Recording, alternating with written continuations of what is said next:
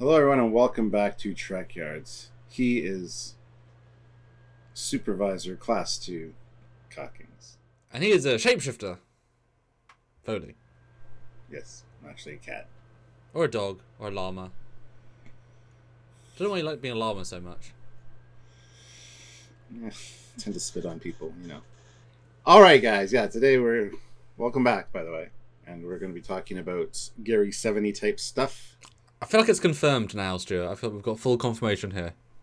100%, yeah. More specifically, we talk about Talon, or the not Laris. Not Laris. Yep. From this last episode of Picard. So let's look at some things and talk. And it's fun because, unbeknownst to me, you caught that in the end of the last episode, the last few seconds, the characters disappear, and he said that must be the Gary 7 effect, just visually updated, and I was like, oh, okay. And we go, oh, it must be. And what a nice nod to the old show, what a unique thing to go through. Obviously, they could not mention Kirk, because in this timeline, there's zero time travel of any sort of prime. It's an alternate universe entirely, so therefore, they couldn't know Kirk, because it's their first meeting again, but not from Picard's perspective, apparently. But we get a few visuals, both interesting, clear, and whatever. We'll start again with because we never did this last week, so this is the first picture, the direct, sort of side-by-side. On the left, the 60s. On the right, the 2000s. Now you've actually seen it in action, Stuart. How would you review the effect compared? Very good, I think. There's even a bit of a purple tinge to it as they disappear in the new one, and when they appear on the La Serena. So they definitely carried that over as well. But yeah, as soon as I saw that shape with the smoke, I envisioned this in my mind. So they did a good job with that, even though some people didn't notice, but that's okay. Just not as swirly as the 60s. They've modified it and made it newer. Yeah, no, I agree. I wish the colour was a bit more abrasive. It's very vaguely colourful in the new version for split seconds. I wish it was a bit more colourful. That'd be my only note. It's a very fair visual update. But this is where we were left off last time, Stuart. Let's see how they did when they get back to home base. Here is it. 60s on the left, new on the right. A safe door, yeah. Nice touch, although this looks like an apartment that she's in, so I don't know why anybody would have a safe in their apartment. In an office building like Gary 7 had, it makes a little more sense. I was actually hoping to see a Beta 5 unit, one of the little cubes on her coffee table or something above her display thing, but... Yeah, they kind of hit the ground running with visual reference and sort of moved past it very quickly. They didn't even do a close with this. It was literally, here it is. I've digitally zoomed in quite a long way to show, yes, we have it, and then move on. So hopefully we'll see some more stuff later. I don't think we will. I think they've given us the standard, but they're not going to show any more of that sort of stuff, which we're okay with. I will give them credit, though. The apartment, I loved all of the vintage fittings.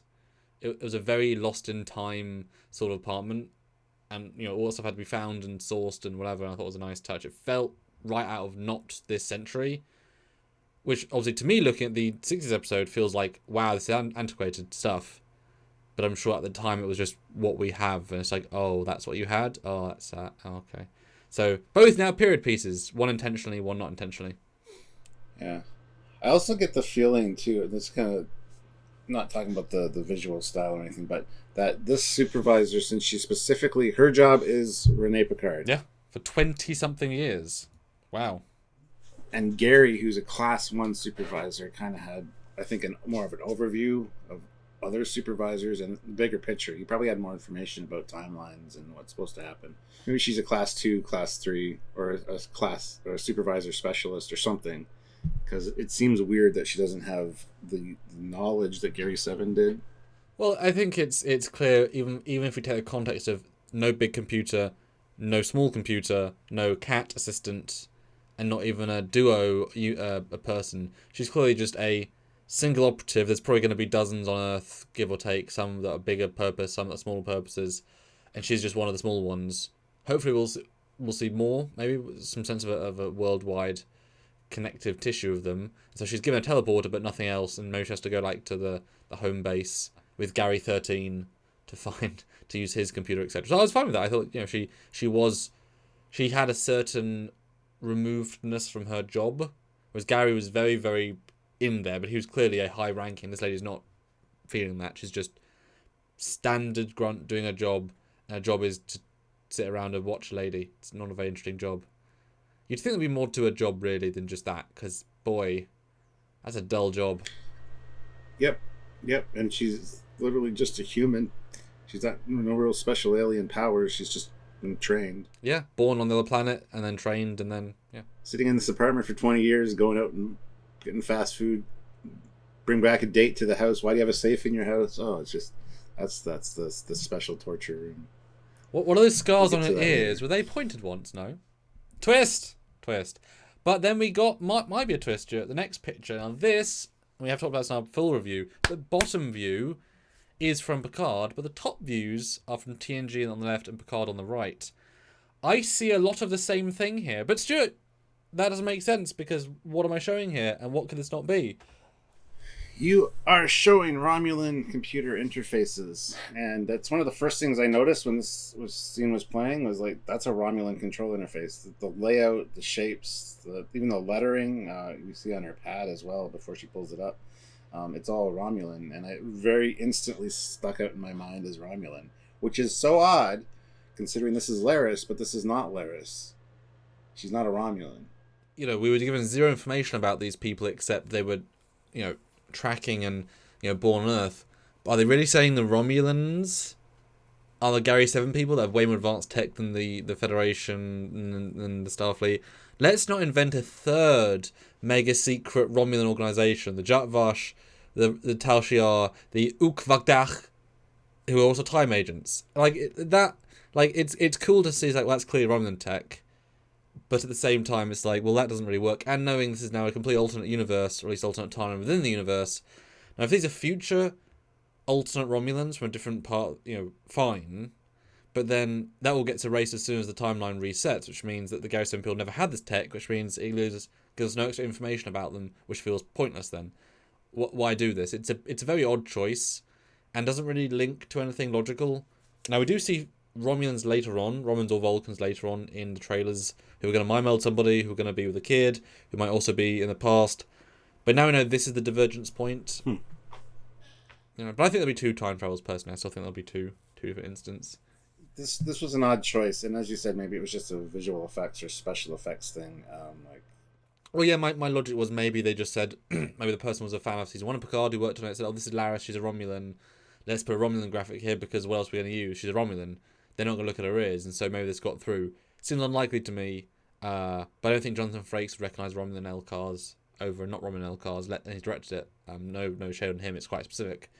But, even having those little lines on the side, it's very clearly, and it's clearly TNG-esque. Like, it doesn't even feel like the later Picard weird but interesting ones. Like, it has that sort of cleanness of the TNG one versus the more cluttered version of the later. And they can't be time travelers from, TNG onwards. It has to be entirely alternate universe people or a separate sect of Romulans that, it can't because the new time travel logic, it can't be so many things. Otherwise, we could have said, oh, it's Romulans from the 26th century that have come back, or Temporal Cold War agents that formed the Gary 7 agency, but that all stuff got erased, so it can be none of that. The next view, though, because we also get a shot of the panel, and it was not conclusive, I was able to, because this also made me think, like, I got a Xindi vibe, vaguely from the text, but I want to compare directly with the Romulan language, and it looks extremely similar. If not identical. Yeah. Yeah. I saw this first, obviously, because she pulls this out, and they do close-up on it, and she changes the display interface, and it's Romulan, and then the display window later is Romulan. I'm like, really? It's not anyway. At least this is even green. This is even ties in more Romulan. At least the other one wasn't all green. So I was excited by this prop at first. It looked kind of bigger than it needed to be, retro looking. Why is there a big thing at the top? But now look at the screen, it's just Romulan screen. Like, this could easily be a TNG prop with zero changes, So it's intriguing. Because I don't really buy that Gary Sempiel are Romulans. That seems... Now, maybe the Romulans have utilised one of their portals because they're advanced. Maybe a faction got to Earth and they plant an agent and they're using the network instead. But then it's just basically Iconian gateway tech, because that's what it is, just at least into planet or in our own planet. But yeah, not accidental. Extremely weird, and it's an odd choice for sure. I don't think we're gonna get any explanation though. Yeah.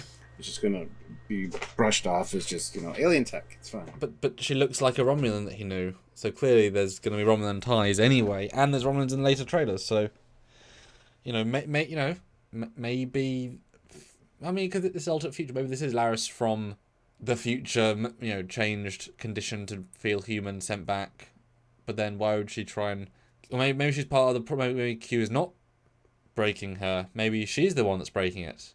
Because it makes more sense the Romulans are interfering. Maybe it's a twist on the script. Maybe she's been influencing Renee Picard's life from birth, and Q is trying to last minute change it by giving her feedback. But Laris only showed her the parts of the therapy that feel as if out of context they say don't do it. And so it is just Romulans, and Romulans are the ones that change the timeline because Confederation Romulans want to mess stuff up. Maybe.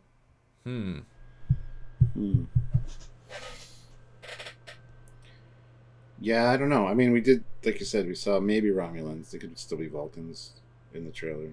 Yeah, it's more likely Romulans, given everything we've seen. Yeah, especially we have Romulans in season 1. Seems unlikely to be Vulcans out of the two of them. And Vulcans don't believe in time travel either, remember? Vulcan Science Academy. I know, it's obviously... Oh, yes, that's true. It's a joke, but... That's true.